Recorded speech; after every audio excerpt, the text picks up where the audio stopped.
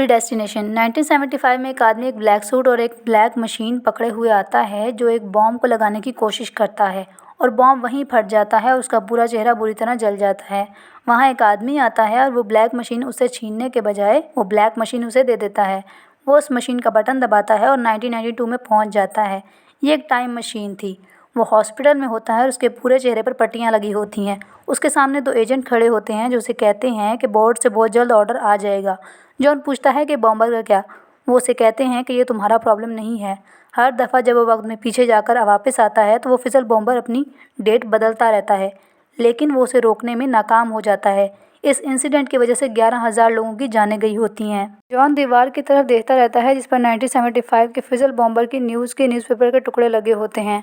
जब उसकी पट्टियाँ खुलती हैं तो उसका चेहरा पूरी तरह बदल जाता है। जॉन एक टेप रिकॉर्डर ऑन करता है जिस पर उसे मैसेज मिलता है, जब तुम इसे सुनोगे तो 7 साल गुजर चुके होंगे। हमारा पहला मिशन उतना ही इम्पोर्टेंट है जितना हमारा फाइनल मिशन। हर मिशन हमें हमारी फाइनल डेस्टिनेशन के करीब ले जा रहा है। जॉन को एक टाइम मशीन और 2 गन्स दी जाती हैं। जॉन 1970 में आ जाता है जहां वो एक बार टेंडर होता है। यहाँ बार में उसके पास एक कस्टमर आता है और वो दोनों एक दूसरे से कैजुअली बातें करने लगते हैं। वो कस्टमर उसे कहता है, चलो मुझे कोई अच्छा सा जोक सुनाओ।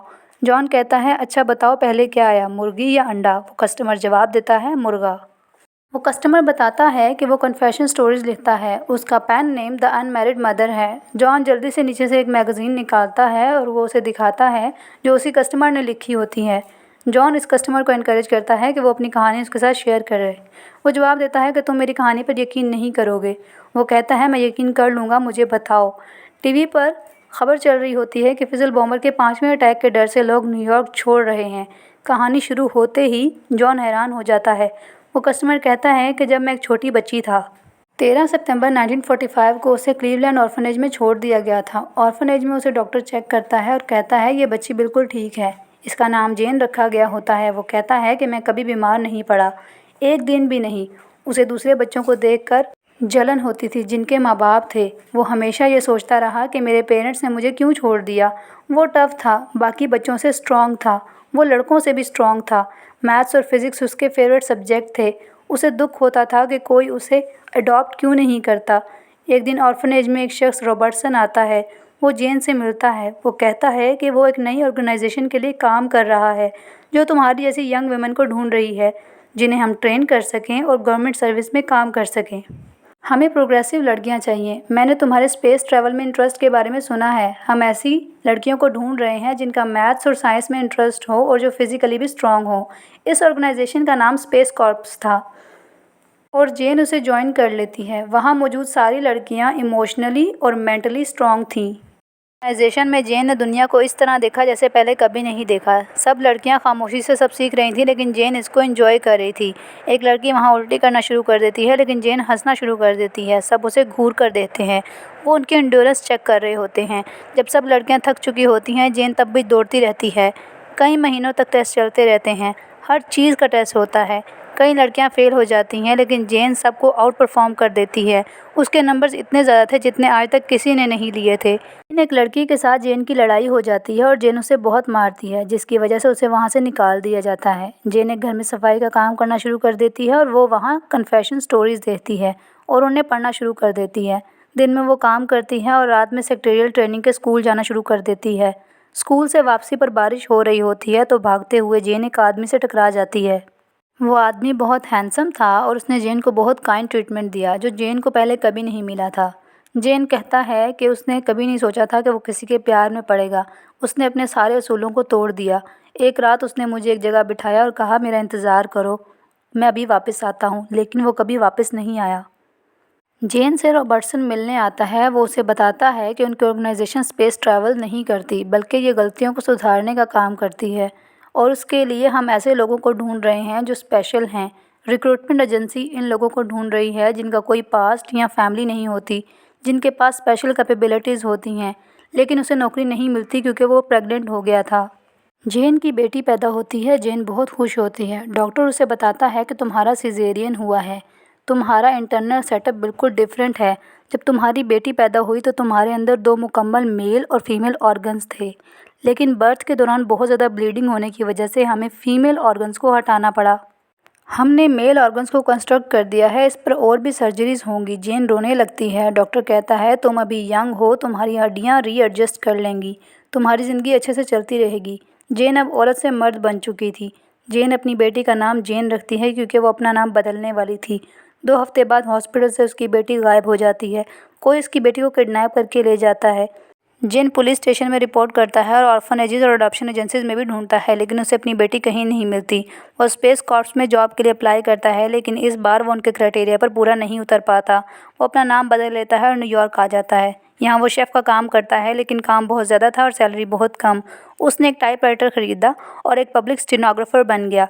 फिर उसने द अनमैरिड मदर के नाम से कन्फेशन मैगजीन में लिखना शुरू कर दिया। जॉन कहता है अगर मैं उस आदमी को तुम्हारे सामने ले आऊँ जिसने तुम्हारी ज़िंदगी तबाह की, तो क्या तुम उसे मार दोगे? जेन ने अभी तक उसे अपना नया नाम नहीं बताया था। जॉन उसे बार बार कहता है कि मैं उस आदमी को तुम्हारे सामने ले आऊँगा। जेन को शक होता है और वो उससे पूछता है कि क्या तुम्हें रॉबर्टसन ने भेजा है? जॉन कहता है कि हाँ, मुझे रॉबर्टसन ने भेजा है। वो उसे अपने साथ नीचे एक कमरे में ले आता है और दरवाज़ा लॉक कर देता है।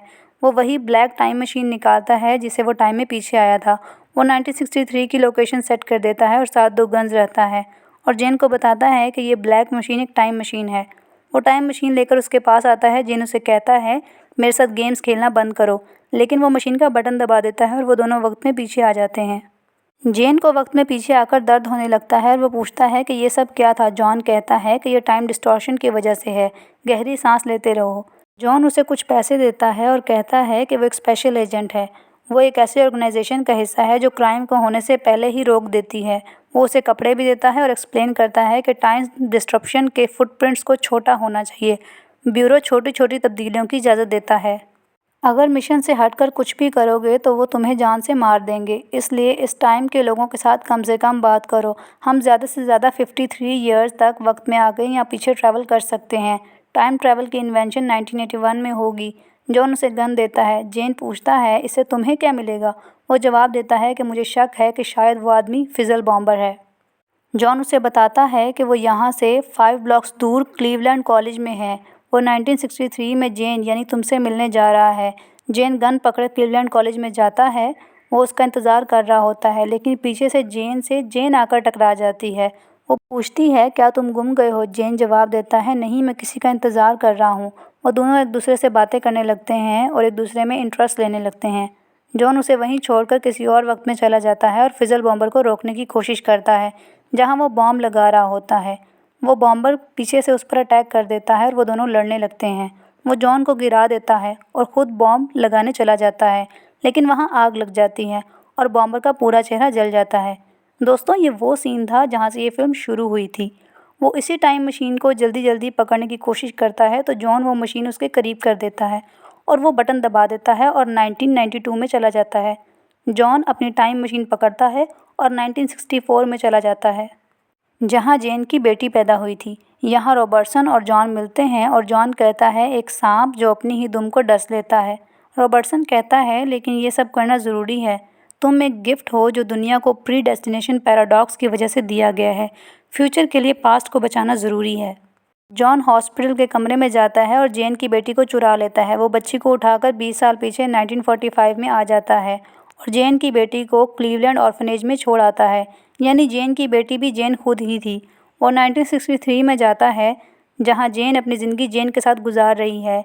जेन से कहता है कि वो उसका इंतज़ार करे, वो भी वापस आ रहा है।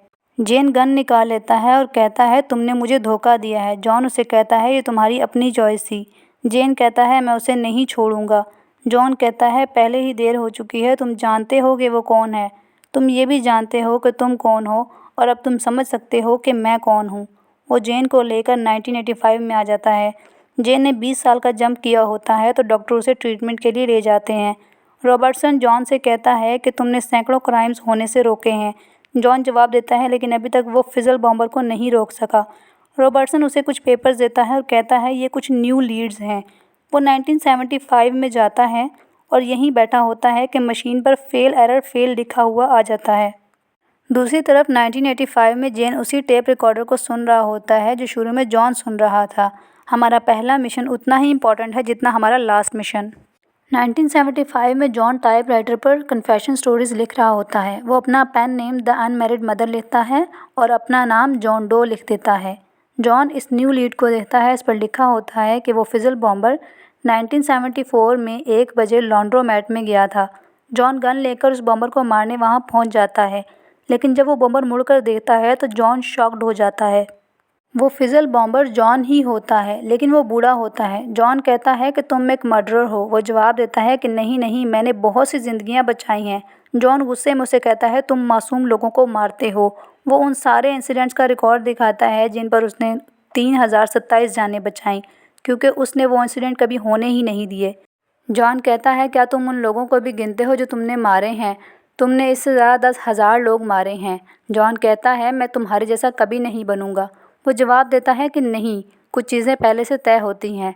मैंने तुम्हें बनाया है और तुमने मुझे बनाया है। हम सिर्फ पपेट्स हैं। रॉबर्टसन ने ये सब सेटअप किया है। अगर तुम साइकिल को तोड़ना चाहते हो तो तुम्हें मेरे साथ काम करना होगा, लेकिन अगर तुम मुझे मार दोगे तो तुम मेरे जैसे ही बनोगे। जॉन उसे यहीं मार देता है। तो जेन का साथी जेन ही था और जेन की बेटी भी जेन ही थी।